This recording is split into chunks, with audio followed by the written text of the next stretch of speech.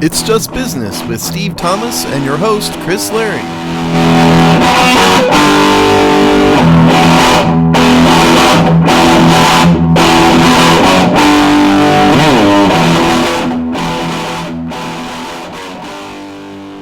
Hello and welcome to another episode of It's Just Business on the Hogstye Network, the show where we look at the dollars and the cents of the sports media business industrial complex just across the freeway. How you doing, Steve? I'm doing all right, man. No worries here. You came back from a big trip, right? Yes, I was on a work trip to Costa Rica, which is a lovely country and a lovely people. I wish I got to see more of it, but you know, Steve, when you do some of these trips, you're just in, conference rooms and conference centers in the middle of big cities. So it is what it is. But I sound like I'm complaining, and that's a first world problem. Well, it is kind of a first world problem, but was this a conference that was to investigate the quality of the beaches in Costa Rica, perhaps? See, that's the fact that it wasn't in lies the key problem. No, it was not. It was to invest. It was a gathering of nonprofits and activists looking at digital human rights. You know, it sounds like the very opposite of everything I stand for, but I'm glad you had fun.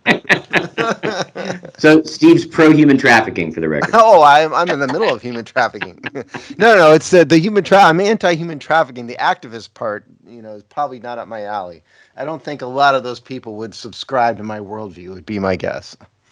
Probably not, at least on the surface, but there is a good amount of libertarian paranoia there, believe you me. Are you calling me a libertarian paranoia? No. I think I'm less libertarian and more like anti either party, but I definitely lean right, whereas most libertarians don't. I just don't like either political party. So I don't know if that makes me libertarian. Who knows what it makes any of us. I was able, the session that I led, I was able to get a very angry libertarian monetary policy guy from Scandinavia riled up. So that's kind of a win. Yeah, well, absolutely. A mad Scandinavian. I mean, I'd be careful. He doesn't want to punch you out, perhaps, but. Yeah, he started agitated and it went up from there. And you just laughed. I did in fact just laugh. But at least this time you weren't burdened with the MLS coming in with their what was it? Wasn't the MLS? What was the last one? FIFA, yeah. FIFA. Which, it was funny because we are actually, the organization I work for is actually doing our yearly gathering in Costa Rica in the fall, which is one of the reasons I also went to this with a colleague to kind of scope it out and do, advanced team type of stuff. But when another person on my team, a colleague of mine, went to originally scope out the hotel, etc., she also had just followed FIFA, or either was just following or FIFA was coming on the heels of her stay there. So now this is two hotels, international hotels I've been involved with this year where FIFA has been directly adjacent. Hey, I think maybe the life of extravagant and corruption may be following you around. Maybe it's calling you to a new direction. I know. I'm just trying to get some of the scraps from the buffet. Oh, I will say that this had one of the grossest appetizers. My colleague and I laughed about it all week. They had these, like wonton, thin rice paper that a wonton or, various Asian dumpling things are wrapped in, which is awesome. But it was with stewed pears. You're expecting a little shrimp and pork, maybe a little, cabbage and carrot. No, it was like stewed pears. It was the grossest thing. And we were just calling them pear pockets the rest of the week. And, we refused to eat them. It sounds awful, I got to admit. Yeah. I have a very limited palate, though, so a lot of things I don't like. But that sounds truly awful. So, I'm with you there.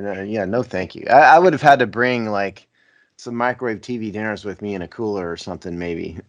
The rest of the food was passable, but the pear pockets was a weird choice. Like what cook? See, this is, I call these places that do this like big plate, little portion places, because they're like the fancy things that are focused more on presentation than the quality of the actual food a lot. And it's some hoity-toity chef who thinks he's better than everybody, who designs these weirdo foods that only he thinks is good, but a bunch of snobby restaurant people, admire him for it. No, thank you. Just give me a steak.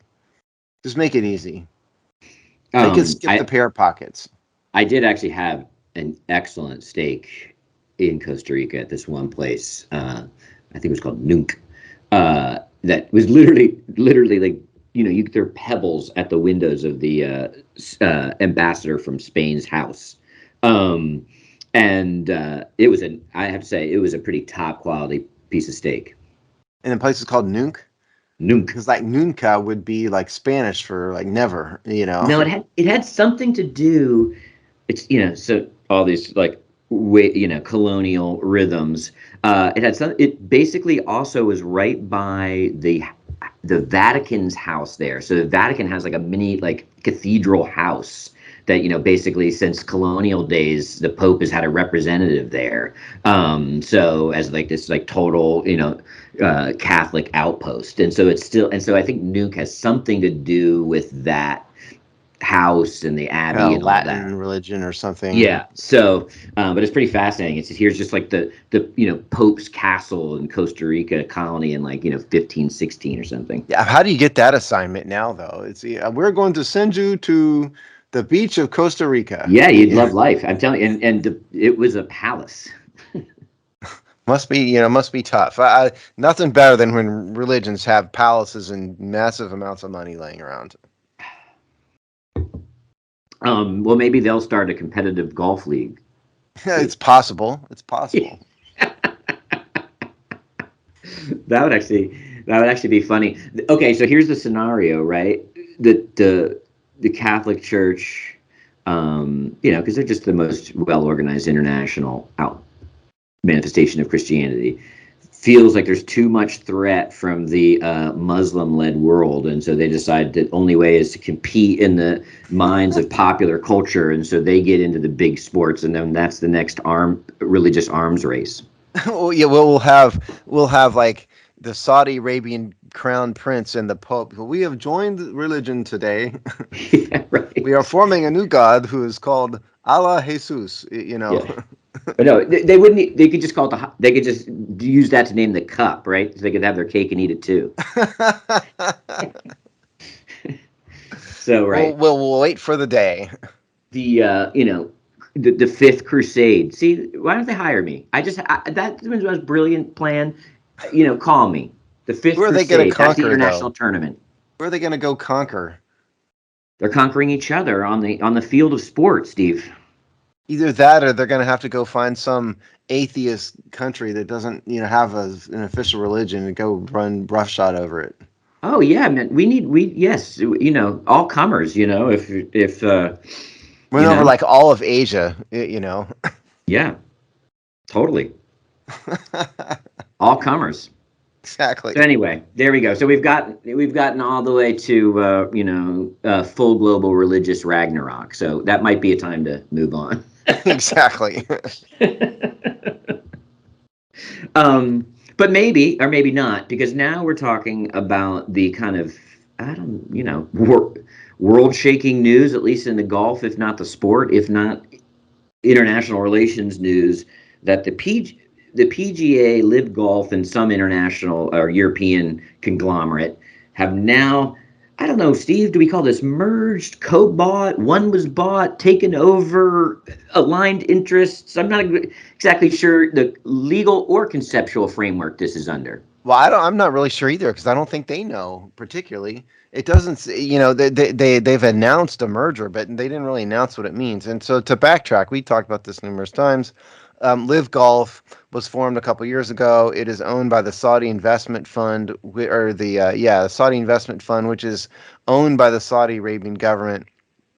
And they lured away a bunch of most of the top PGA stars, not named Tiger Woods, and one or two others.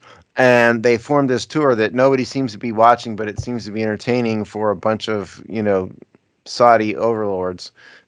Well, then everybody started suing each other. LIV Golf sued the PGA, alleging some antitrust violations.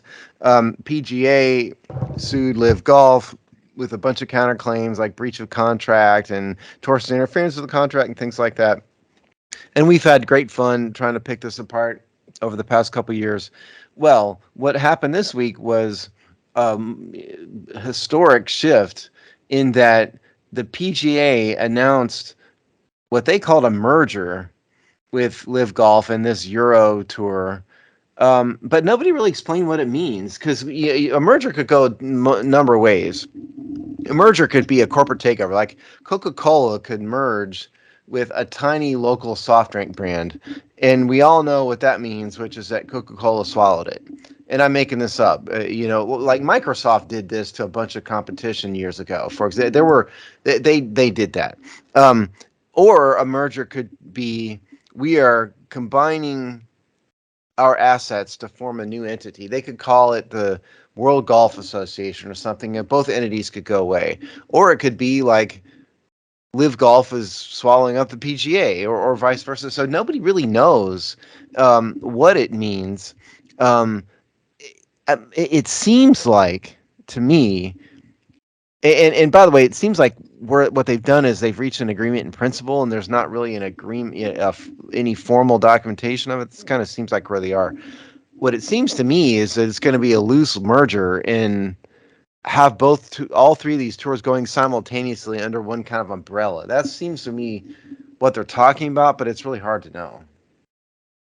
Yeah, I think that the two, and this is just filtered through, and sort of aggregated analysis, but it seems like the big headlines from the people that are like looking at this are one, that this looks more like the Saudi Arabia investment fund sort of buying the other entities, or at least, like being the fiscal majority to some degree as this moves forward. And exactly what you said, that we're, at least for the time being, and the time being maybe being the next like 3 to 5 years, somewhere in that range, you have these parallel leagues, which obviously can be interoperable in terms of things like big PGA events or big tournaments or whatever. And so they don't have this can they, can't they, so on and so forth. So you'll still, now you can have those events take place with all the best golfers in the world. So, in some ways fans win, but it really will be confusing. And I just think you'll have these, as you said, like non-competitive parallel leagues with fluid walls will be the outcome for the next few years as they figure this out. That doesn't mean that there isn't a grand plan to combine these under one, and then sort of probably efficiency and entropy would sort of move towards having a centralized management system that's clear at some point. But I think it's going to take a while. Well, think about, like, I guess the closest analogy would be the NFL AFL merger, decades and decades and decades ago. So then we ended up with the National Football Conference and the American Football Conference. Well, this is before all of Chris and I's time. It happened a long time, in the 60s.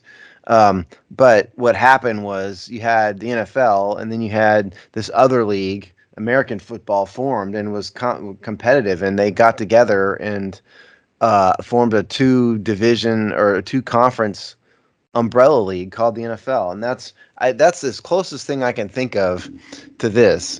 And obviously that worked out, very clearly. But here, actually, Steve, let me interrupt you, because there's actually that's even a better comp for one more important detail, is that they didn't immediately do anything other than agree to play a Super Bowl to name a champion. Other than that, like, they had no intermingling of that schedule. And I don't remember off the top of my head when that changed, but then at some point they said, okay, let's get some, wouldn't it be cool if the leagues played? And then eventually you get to a system we have today where you have a whole, what division in the other conference you're playing, and that's all like clockwork at this point. And obviously most people don't really see any distinction.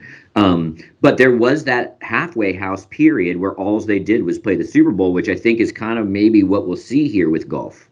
Yeah, I didn't explain it very well. That's where I was going with it, is exactly that. Is it didn't start out as this commingled, thing, and the schedules are mixed and all of that. It was 2 totally separate things. It's kind of the other thing to look at it. It's what Major League Baseball was up until a few years ago, which was Yes. there was the American League and the National League, and it's only been recently in the past 10 years or whatever that they've played each other at all during the regular season, and that's I think kind of where we're going with this golf thing. Now, what can you envision? And by the way, we're going to get to the human rights part of this at some point, but right now, what I would envision is at a bare minimum, these people get together and deconflict schedules.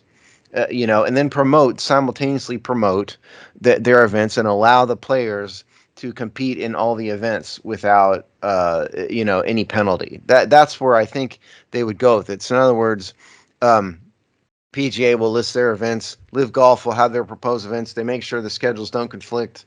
I mean that I think is probably where they're going. Now, what's interesting to me, what we don't know is with the money, right? LIV Golf has got a truckload of money, because the Saudi investment fund is I don't know where it ranks, but it's got to be one of the most wealthy of these private, these sovereign Conservatively worth $1 trillion. Yeah, right. And so they can do whatever they want. So and now the PGA, by the way, is a nonprofit. If you all don't know this, it is. I know. You laugh because it's the opposite of nonprofit, but it's technically a nonprofit. What happens to all this money? See, nonprofits technically under federal law are supposed to have like a community purpose. And that may not be the buzzword in the statute, but the idea behind a nonprofit is that you have tax benefits if you're going to do something that's beneficial for society. So if you form a nonprofit organization that's dedicated to fighting, homelessness or hunger or cancer, and so you can put your efforts into fighting those those bad things, then we're not going to tax you. So the PGA is kind of the naughty uncle of nonprofits, which is our community purpose is to make a lot of people really rich, basically. And so what do you do with all the Saudi money there? That's the thing. But here's what part of what I think is a good discussion point here is the PGA players seem to be pretty pissed off about it. And I don't know if I can really blame them that much. If you've read some of the stories, there's a number of stories here. We haven't cited any one in particular. There's 4 or 5 of them. But recall that there was a war with PGA golfers. Some of them defected, and the PGA blacklisted them and said you can never come back and cut them off. And they praised, like there was Tiger Woods and a handful of others who stood up and refused to go to LIV Golf, and it was very competitive. And what I saw this week is that the players themselves didn't know anything about this merger at all. And so then they said, well, what did we stand up for? Yeah, I mean, it's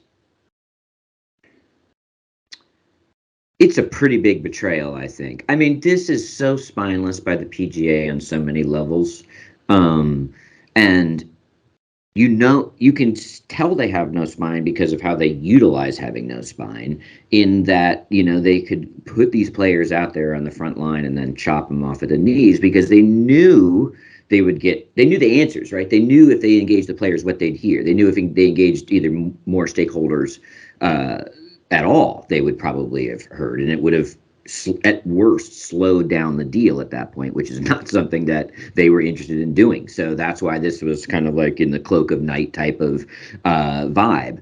And yeah, I think the players are completely caught off guard. I think they have a completely good point. I mean, these are players that not all of them, right? Because at some point the Saudis weren't going to buy every player, but still a good chunk of remaining PGA players probably straight up turned down money to play for LIV Golf, and they don't even get a say. And we're going all the way up to Tiger Woods. It's also pretty interesting to note that it seemed just as clandestine on the other side, with people like Greg Norman not really knowing what was going on. So it seemed like a small amount of people in a small room making a huge deal. Yeah, and Greg Norman is the face of LIV Golf. Yeah. What I see. Look, this is all about money. First of all, okay, that's the only reason. This is the very definition of it's just business. Yeah, you can't even. This is only about money. And see, what's funny is most mergers like this happen because people worried about the competition, right? So if you go all the way back to the '60s. The AFL was making headway, and they were starting to draw traction in terms of people watching it and so forth. Live Golf hasn't made any headway. Nobody watches Live Golf. We've looked at the ratings and stuff, and it's got, what is it? Is it on? They finally got a TV contract this year. CW, I think. Is that Yeah, what that it was it. is? It was the CW, which is never done sports before. It's not a major network. Um, the ratings are microscopic. The attendance is microscopic. It's really one of those things that really kind of comes across as kind of a plaything of the Saudi investment fund. They paid a fortune for these players. They put them on private jets. The economics of it don't work out. You ask, why would the PGA do this? What are they afraid of? Well, the lawsuits were major, and I think that PGA is one worried about fees and legal fees and so forth, but I mean, I think they were worried about federal intervention. Um, but it really it strikes me as odd that they would enter a huge merger like that just to avoid a few $1 million in legal fees. Or a judgment. I mean, to me the cases didn't seem open and shut to me. I mean, if they're worried about a judgment, like an antitrust judgment, that would mean that the FTC steps in, which they still could do, and what breaks up the PGA. I mean, I guess that's what they're worried about. But it struck me as less of a business thing and more of a money thing. Well, Less of a competition, less of a golf competition thing, and more of a money thing. let's play a game of Chris says something legally rudimentary, or maybe possibly dumb, and Steve can say Okay. true or false or correct or incorrect, something like along those lines. Neither party in these lawsuits wanted to go to discovery. True or false? True.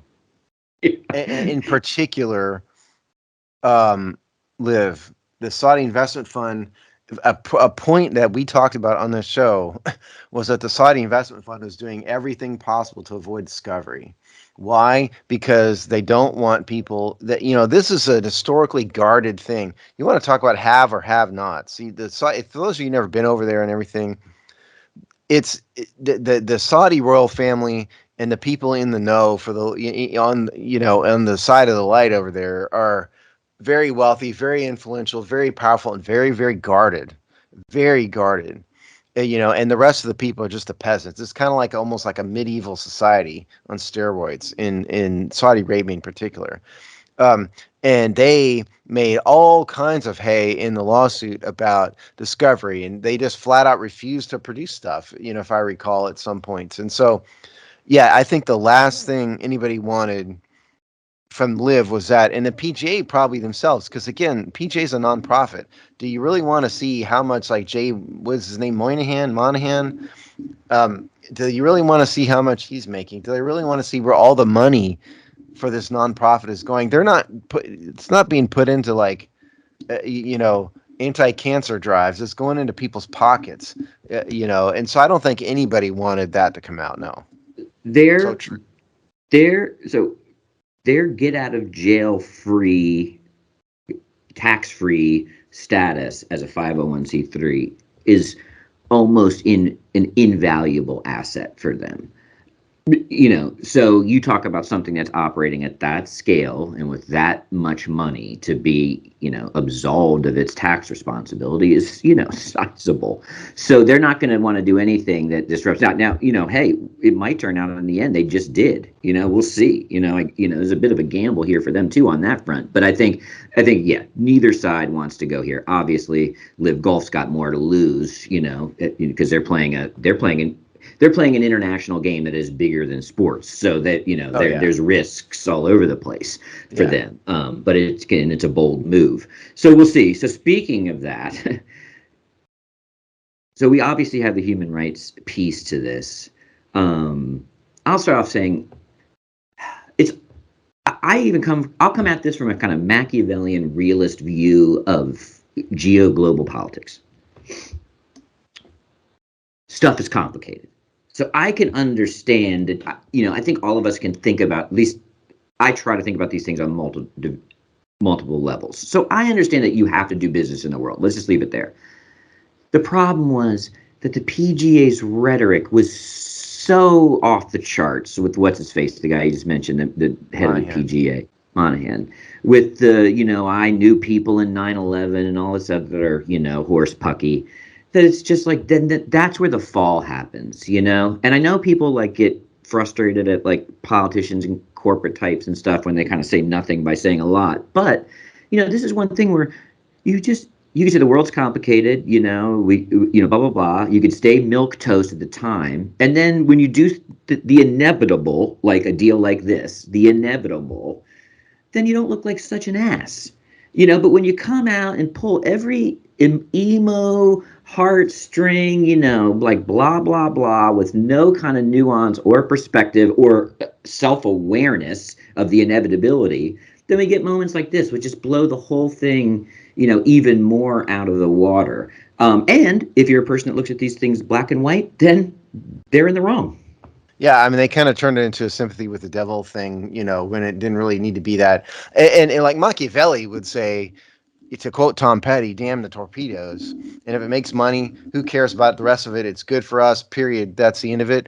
But because they did what they did, and they made a point of pulling at the heartstrings, as you said, in talking about 9/11, and because a lot of the, if those of you who are too young to remember, don't know, a lot of the 9/11 bombers were Saudis, and there were a bunch of questions about who they were and who was supporting them, and the U.S. military and the U.S. government used to have a very big presence in Saudi Arabia, and it was some combination of they threw us out and we got tired of it, and you don't really know, and of our world international allies, they are one sort of, but not really, and they're very, very secretive because, again, it's a have or have not place. So the PGA definitely played that, and they talked about 9/11 and how can how can these golfers, the Phil Mickelsons and of the world do business with people who are supporting the 9/11 bombers and all of that. And so now what they're asking us to do is say, no, forget that.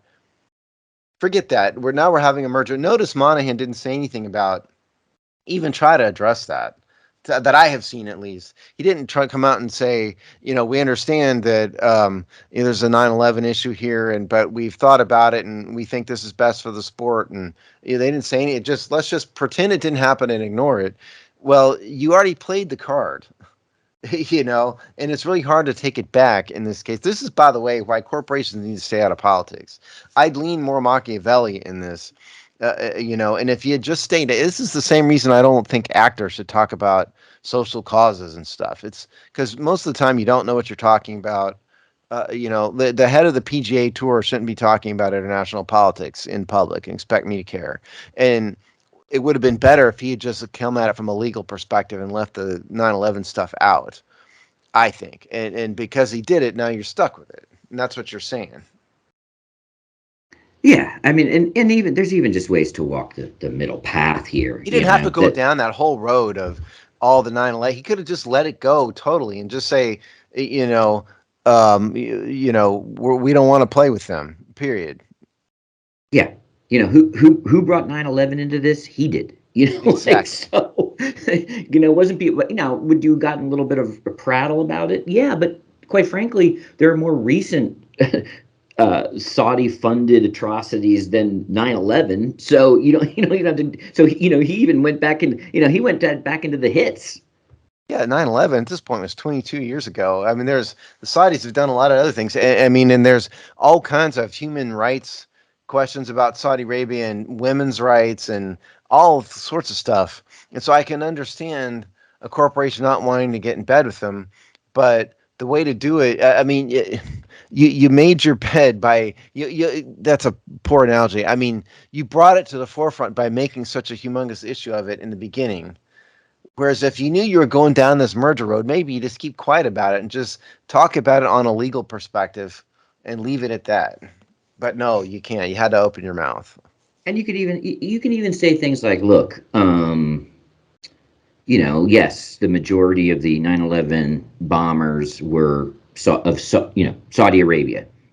Would we want all of America judged by the actions of some Americans? There's even easy ways to like walk the line here. Well, Like to yeah, say, there's people who are in the KKK, and do they speak for the rest of us? right, No, they so you don't. say, Yeah, and and we've got to build bridges and all this. yeah, There's even like a smart, like non-committal political way to answer it.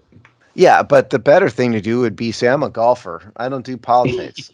You know, I'm Well, seriously. I mean, one of my major themes on this show for years has been I'm sick to death of sports and people and entertainment people preaching at me over causes. Just play basketball, just play golf. The reason why the vast majority of the American public likes sports is because it's an escape and it's bonding with the people around you. Nobody wants to hear LeBron James talk about social causes, except LeBron. And the same with golf. I don't care what a golfer thinks about Saudi Arabian human rights violations. Leave that to the government, or to nonprofits, advocates. Just play golf. And all he had to do was just say, we're the PGA and we want to keep our people, and if they want to leave us, fine, but they're cut off. That would have been fine to say that, but no, you had to go on and on and on. So, the end result here is, I think, that the PGA and its corporate backers, which he was having to dip into and ask for more and more, just didn't have the war chest. I think, that the Saudis did, and that's ultimately it came down to. We don't have the money to sustain this on the sort of competitive part, and then in the legal part was going to be too big a financial drain. They well, couldn't yeah, they couldn't sustain it. yeah, in the competitive part, yes. The legal part, it's I think less about the fees. People need to understand that lawsuits like this cost millions of dollars. Okay, I mean, they're spending countless and countless thousands and thousands of billable hours, and it costs a fortune. But what's a judgment going to look like? It was a really complicated case. What would happen in a judgment? you know, who would owe what? I think it's yeah. I mean, the Saudi investment fund is a limitless, bottomless pit, but the PGA isn't. So I think it was less about the cost of the lawsuit. Certainly, it was a factor, and more about like what happens if we really lose huge. That's bigger. Now, here's what I like to talk about, Chris, is part of the concern here has been raised in the past week or so is what does this do from a competitive standpoint? Is the federal government going to start talking antitrust violations because of this? And I get it, but I don't know if I get it because like what competition for professional golf is there? I think that is the death rattle of a losing side is what that is. I don't think ultimately. Now, does the federal government poke around? Probably, but do they move in any significant way? I highly doubt. Yeah, me too. And it's not like the PGA has crushed tiny competitors along the way. There aren't any competitors, you know. Yeah. So I mean, it's so I don't. I get the point. I mean, the point of the antitrust crowd is to say when you merge the three biggest golf organizations on the planet, there's no more competition. But there wasn't in the first place. So I think it's a red herring. I do. I totally agree. And this is where this story is actually super interesting because it's got all kinds of implications across the sports landscape. You start pulling on those strings about what we consider, antitrust and competitiveness in that's an existential threat to all U.S. And probably international sports because of course they are.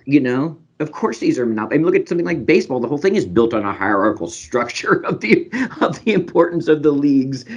From single A to the majors. So nobody wants that stuff questioned. So like that, if this starts pulling on those strings, there are a lot of forces there that I think would say, hey, whoa, what are you doing? And on the same front, the fact that we now have Saudi money so directly, and there's Formula One and There's some soccer players, which and stuff like that. But this is a big chips on the table move by the Saudis, and all the leagues are paying attention. And if you just kind of listen to the conversation, you even hear like what are these implications for the NFL and the NBA and these other and these other sort of individual athlete sports.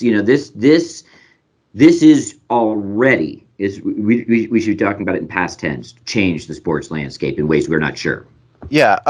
Now understand that the NFL and the NBA, or the NFL and Major League Baseball, both have antitrust exemptions of various degrees. And one is a full one and one's a partial. And I can't remember which one. I think Major League Baseball may have a full exemption. I can't remember. Do you remember off the top of your head? No, but that would make sense considering that they use their oversight ability more in baseball. Yeah, and it's congressional. It's just like a congressional stat. It's like a federal law. Yeah, remember the steroid hearings, everyone? Yeah, here I'm going to try to find it here real quick when I talk. But point is, now there have been. Yeah, okay. So the very first thing came up was Supreme Court granted baseball an antitrust exemption in the federal league case in which Justice Oliver Wendell Holmes wrote that baseball is not interstate commerce. Oliver Wendell Holmes was decades and decades and decades ago. So MLB has a full antitrust exemption. And the NFL has something, but not quite like that. So I don't think they're in danger necessarily. But they don't want people talking about what Right. isn't, what we should do. Yeah, you don't want all the same. You don't want people to get up in arms about it and have an issue, right? And what's very interesting is we found a story which Adam Silver was talked about or was asked about this World Cup stuff, or not World Cup, LIV Golf, PGA merger. This is in The Athletic. Adam Silver discusses Saudi investment in sports potential impact on NBA. It's a two-edged sword by Mike Vorkunov, I guess, June 8th. And one thing I didn't realize out of this story is, they asked Silver, what do you think? And he kind of danced around it a little bit. I guess this was on Dan Patrick's show. But he started talking about the NBA's international influence and whatnot. And then he said that they have changed their rules to allow these sovereign investment funds to have a 20% stake in NBA teams. I did not know this.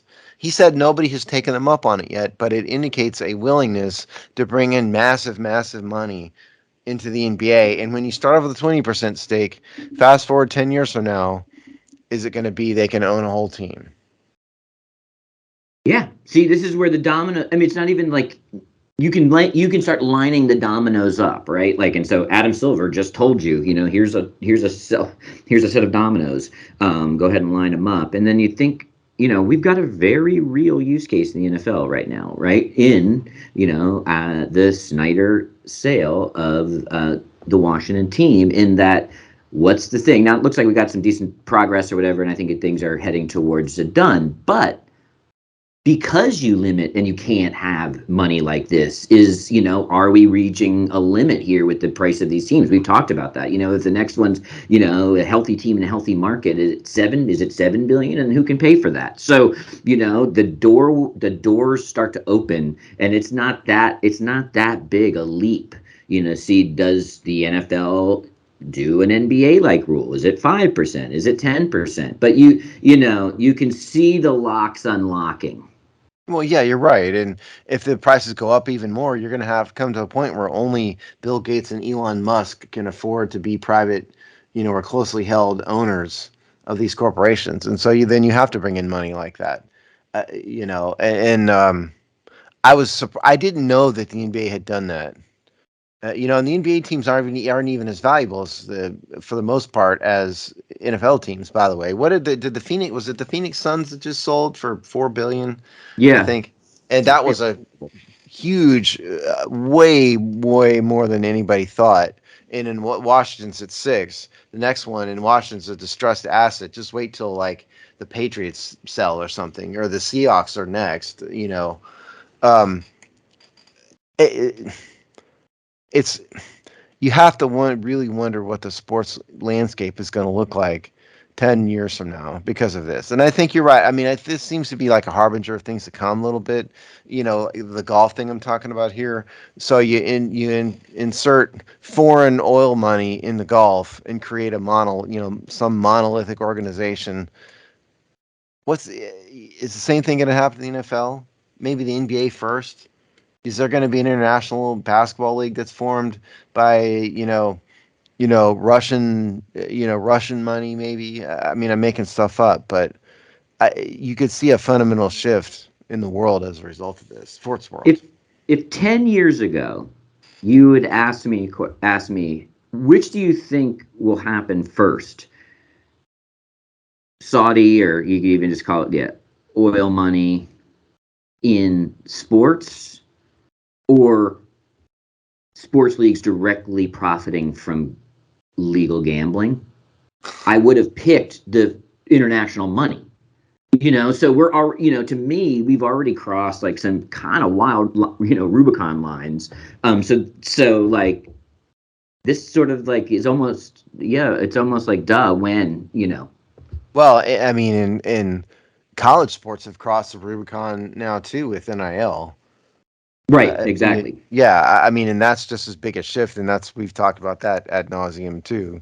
So I got to be honest. I mean, I didn't think LIV Golf was going to last. I really didn't. Once it became obvious that the ratings weren't there and that they didn't seem to really care about marketing, because they don't market this. There aren't like LIV Golf commercials. Watch LIV Golf, and because you could hire like some Wall Street marketing firm to put American flags and people in backyards and cookouts, and let's have with golf on, and you could turn it into a very like traditional pro America yeehaw family life thing if you want. And they didn't do any of that. They made no effort at all basically to market the thing.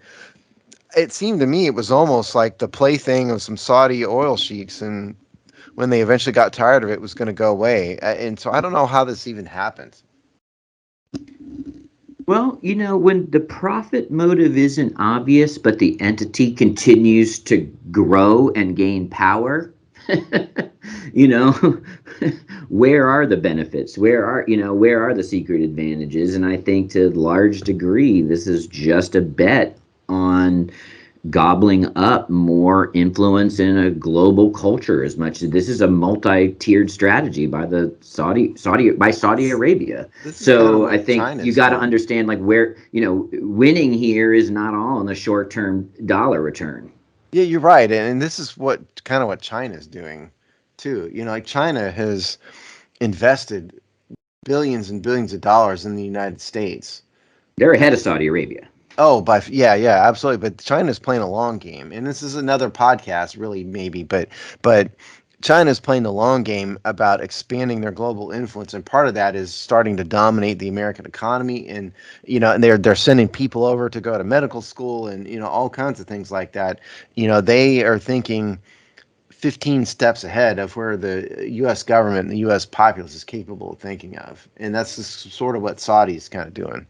Right. So, there's all kinds of different motivators here, and eventual profit motives at play. It was interesting that, and I didn't listen to the Dan Patrick interview. I just read the basically highlights in The Athletic, as Steve said. But, how does China not come up in that conversation? Well, it should. Yeah, but they give the NBA Dan Patrick. I mean, how do you not ask that question? I can understand. Listen, I can understand Adam Silver not bringing it up. Like I didn't expect him to volunteer that line of questioning. But think Dan Patrick. I mean, come on, like he can even be this much of a softball. Hey, you've had to walk the line with China and sort of understand the complexities of a growing global market and the kind of players that you have to engage with. Thoughts on LIV Golf PGA? Even that. Wasn't that like an obvious question number 2? Yeah. And maybe listen, maybe he did. I feel like if he had, The Athletic puts it in as in their basically like article of pull quotes. So, but who knows? But I did think that was a little bit interesting. Well, if you go backwards a couple years ago, to the Daryl Morey controversy, and we talked about that on this show too. They Oh, really sure, of just course. danced around the China question, and this is the beginning of the end of the downfall of the NBA was that for me was that. First of all, Daryl Morey, leave it alone. Number one. But for anybody who doesn't remember, Daryl Morey was the GM of the Houston Rockets, or the president, or the leader of the Houston Rockets, and he tweeted out something on his personal account, something to the effect of like support Taiwan, or no, it was support Hong Kong, something like that. And the NBA got all up in arms immediately because I heard from their Chinese overlords about it. Because don't forget what the biggest NBA market in the world is. It's not the United States, it's China. They're making more money off of China than they are the United States. And so everybody under the sun, had something to say to Morey about it and everything. And the NBA did a really poor job of containing that. And they had LeBron James out there saying Morey doesn't know what he's talking about and all this stuff. Um, and nobody's really called the NBA on it. Nobody calls Apple, on it, which is building stuff, for $2 they're having children for $2 a day, build watches, and Nike and all these countries get a pass from it, and for some reason, and that I don't understand. And do you know who? Just to tie things up, do you know who was the next person to hire and continue the quite successful career of Daryl Morey as an NBA general manager? Are you saying who's the next leader of the Rockets? No, where Morey's next stop is, where he's currently no, I employed. don't know, actually. I don't know what happened to him. Well, he is the general manager of the fairly successful Philadelphia 76, hired by number one in your playbook, new Commanders owner Josh Harris. Oh, I didn't know that. So he's leading the 76ers now, huh? He is. They call back, kids. There you go. I didn't know that. That's good. That's good. But it's like I said before. If you're in the public eye, stick to your lane. Nobody cares about your opinion nobody should care about your opinion about anything except sports. You have the right to. I'm not saying you don't have the right to say it. Of course you do. But is it smart? No. Just stick to your lane. You don't you don't hear like Tom Cruise preaching, for example. I mean, and he's an insane. What's that stupid religion? You hear him preaching about Scientology. Well, Scientology, yeah, but he doesn't in public though. Yes, he does. Does he? I mean, I haven't seen him talk too much about it. Maybe he's a bad example then. But there are movie stars out there, like Tom Hanks is pretty good. Tom Hanks is a lefty, okay? But Tom Hanks does not preach that, for example, in public too much. He makes movies. He doesn't get on anybody's skin. He more or less sticks to the script. And it's fine. Maybe Cruise is a bad example because, yeah, he's a Scientology nut. But other actors and actresses and athletes and music will not shut up, and it irritates people. And so, like LIV Golf or the PGA here, to come back to that, is now inserting itself. They inserted themselves into the politics of the situation by preaching the 9/11 angle when it happened instead of sticking to business. And so now they're stuck with it. One last Saudi Arabia business tidbit is that Leo, people differ. Messi has signed with the MLS team in Miami. The Infers, something like Inners? That. Yeah. Nobody knows. Even the people in Miami don't know what it's called. But and they're a relatively new franchise. They're not even like a stalwart MLS. He signed with there, and the key thing here, I think, in terms of this whole bigger context, is he turned down Saudi money, unlike fellow international superstar Ronaldo, who took the Saudi money. So, this is another example. Soccer, international football is another Saudi play area, but we saw it take probably, it looks like, Apple and Adidas pretty heavily in the war chest group that brought Messi here. But I do think it's sizable that it's not all gonna go one way, and these will continue to be who's gonna win them. Who's gonna get these assets? It's gonna be this arms race piece, and this Messi thing is, I think, chalk one up on that side. So everybody who knows me knows that I actively despise the sport of soccer, the quote sport of soccer. Hate it. And so I can't say I've ever seen Lionel Messi play 1 second of a soccer game. But I do know that I think he's the biggest name in the soccer world right now. Him and about three other guys, but he's He's number on one. any short list, and if not at the top. Yeah, right. And there's a couple others, but I gotta say I was really, really shocked that he's moving to MLS. But then you think about it here. Part of the package, as Chris said, was he's getting some part of the Apple has the streaming rights to MLS. Exclusive, yeah. Yeah, exclusive. So he's getting some portion of that. So maybe somehow they pulled their money and made it worthwhile because MLS has about five people watch these games. And compare, I mean, I'm being hyperbolic about it, but it's a very, very small market compared to the other major American sports. And so the revenue to pay a guy like this cannot just come from ticket revenue and TV broadcast rights and whatnot. So the only way to make it financially viable is to say you get a percentage of the actual revenue of the league itself. And that appears to be what they've done here. But all the same, doesn't it, from a competitive standpoint, seems like a tremendous step down for him? You're playing in the Premier League, in the English Premier League to MLS. It's. I think it's. I don't know how many years he's been around. Is he on the twilight of his career? Do you know? Yeah, I mean, I think that's what happens here. It's happened with Pele. If you go back, because there's actually a lot of precedent here. It happened with David Beckham. These are guys. I think Messi's like, I think he's between 36 and 38. He's somewhere So he's in at the there. end then. So he's Yeah. done. Yeah. And Okay. he's gonna, so he walks off the international stage, a World Cup champion, and he can go have some fun, extend his playing relevancy, and make enough money, and establish himself as a superstar, which he will. It is still a growing market. There's enough market to feed him in the last part of his career, and establish a North American identity, which is pretty much all that's left to conquer for him to a degree. So, like, I think it makes complete sense, but that's the kind of package deal, like, hey, we have a good Yeah. training facility that they're going to have, that these established leagues are going to have to start to do to just try to stave off what happened to the PGA. I mean, that's going to become a cautionary tale. And so, and also, I'll tell you what I think the trump card was. Here you got Messi, kind of like this, international superstar with the wife to go along with it. You say, hey, wife, and I know I'm being fairly base here, so, addressed to me. But do you want to live in Saudi Arabia or do you want to live in Miami?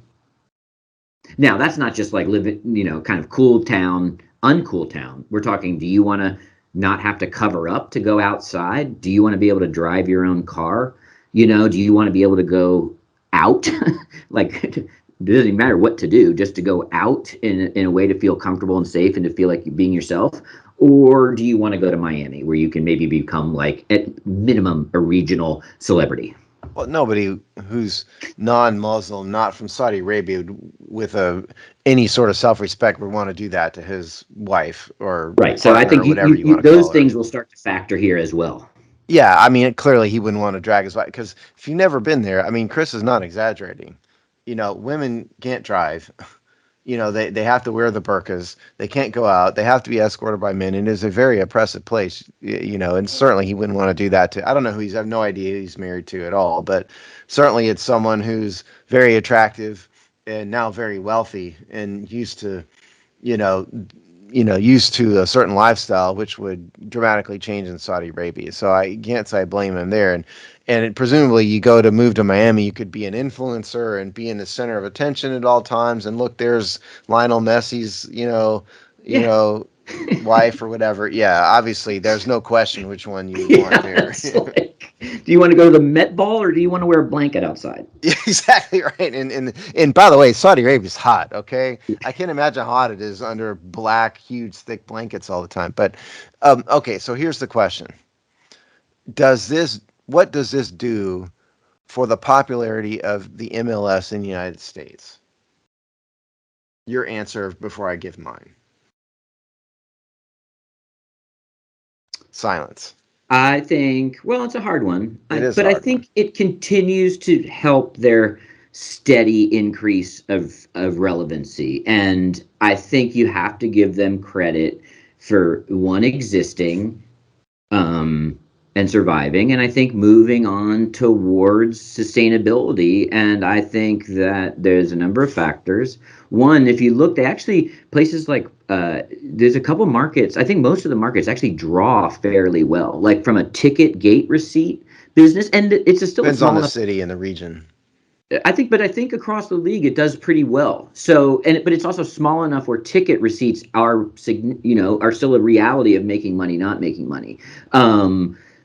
And I think the Apple deal is we'll see how it goes for Apple, but that's a big deal. So I think their growth potential is good and solid. I think it probably, and I think it's a step in that process. I don't think it necessarily makes them, surge, but I think it keeps them on the upward tick. And the demographics are changing, where there are markets for soccer where, we might all not see them. So I think that's also at play here too. We'll see. I don't think it hurts. I mean, that's the safe bet. Oh, it doesn't hurt. Yeah, I actually don't think it's going to make a big difference in the long run, to be honest, because the history says it won't. Like you just said, the two other comps, right? Pele was in the 70s, came over. He was the biggest soccer star in the world. He played in the United States for some period of time. Made no difference. David Beckham was married to the Hollywood actress. Remember the big name? I can't remember who it was. Yeah, he still is, yeah. But you could make a case that if you go from Beckham, who's now an owner in the league, by the way, and guess which team? L.A. or is Miami. it Miami? Miami. Yeah. So you can make a case then from Beckham to Messi is actually a solid period of growth for MLS. I don't think but a little bit, but they're still barely relevant in the American sports I think world. if you looked at the numbers, Steve, you'd be surprised at what they didn't. Would you have expected them to have a media contract with Apple? Yes. Really? I mean, I don't think it necessarily means that anybody's going to watch it. It doesn't, but there's a group of people that matters for the second contract, not the first. Like if you look at the demographics, I think soccer's very popular with Hispanics in this country, for sure. And if I had to take a stab at it, I would venture a guess that that's probably the primary market. But once you get out of that demographic, I'm not sure how popular soccer is, and I don't think it's going to make a bit of difference if like if Lionel Messi walked into my local Kroger, I wouldn't recognize him. And I think that is the truth for most people in the country. So I don't think it's going to make Beckham made a difference. You're right. But ultimately it didn't make a huge difference. And MLS I don't think has a bigger share of the public's attention now than it did before. I don't see. That'd be interesting. I think the numbers would say, how you'd look at it from a sort of P&L, sort of like strength of business perspective. I think you'd see a not steep but steady incline. Well, maybe we can. And P&L is profit and loss, by the way. That's what he's talking about. Maybe we ought to look at that for a future show and try to see maybe that's an interesting topic. Maybe we need to dig into. You can also serve that Hispanic market and do very well. They do. Yeah, right. So like that doesn't. So like there's a difference between its financial viability and maybe its punctuation of the greater popular culture. Those are two different things. Tell you what. On a boring week, we will dig one of these days. We will dig into maybe like the percentage share of the sports. We'll have to figure out how to do this. See what piece of the sports pie soccer had 20 years ago versus now. Because the whole market grows generally, right? So, but are they more prominent now than they were? And so I don't know the numbers. Maybe we'll try to figure that out. Yeah, if you go from I bet you, if you do the Pele to Messi, which is a super interesting timeline. It's you get 50 years, right? Wasn't he like mid-70s ish? Maybe early 80s somewhere in there. No, that's right. I think that 78 was the year he played for the so maybe 45 years ago. Yeah. So there was undeniably a blood sugar spike type of thing, like an injection. I'm not talking about the blood sugar spike though. I'm talking about growth. No, that's what I'm saying. Pele, everyone, it's about to take off. You get that, and then it dissipates fast. That's what I'm saying. Like like it has no sustainability, and then it's dormant until the 90s, which I think is when MLS, which I think had a few stops and starts, if I'm not mistaken. But Yeah, I if think you it say did. from Yeah. the year, start whatever year that they had continual league play, which I think is from that point to now, right? And then you got some blocks, which is just on life support for probably at least a decade. And I think the Beckham thing, you do start to see a bit of a shift, and that would be, then from there, do you get growth? I would say you'd look at the polls would be from the first year from then on, they had continual league play. Yeah, we'll look at it. We'll try to figure. I don't know the answer to this, and we'll see. Because I'm not interested. I'm not as interested in are they making more money now. What I'm interested in is on a percentage basis, what piece of the United States sporting world sporting pie do they have, which would indicate growth. That's what I'm interested in. We'll try to figure something out. All right. Well, there you go. I think we said a lot, Steve. We were going to talk a little bit about like these Apple goggle things and what they might mean for sports, but until Apple sends us one, how can we talk about it? Yeah, Apple. If you'd like to test it out, we will save that story for another day, perhaps when Apple delivers the exemplar to us. Right. So we'll be waiting. What do they call these things? The Apple View or something? Oh, see, now you're gonna make me say it I can't again. imagine it be. I mean, I was intrigued. My Mixed product nerdery. a mixed reality headset. Let's see. Oh, Apple Vision Pro. That's what it's called. Right. We'll save that for another day. Here's what I'll leave you with this. It's more AR than VR, so you can research that. There you go. All right, Steve. Any hog sty highlights? Well, we're going through the dead zone in the NFL calendar right now, which is the month of June. And we're anxiously awaiting training camp. We're slogging through our position group breakdowns right now. And I'm thinking I'm in the midst of writing a stadium piece. I actually did some digging into the real property records again yesterday because I was bored. So we have all of that, and we have all of our regular written content. Well, there you go. We will see you in 2 weeks. Soccer sucks.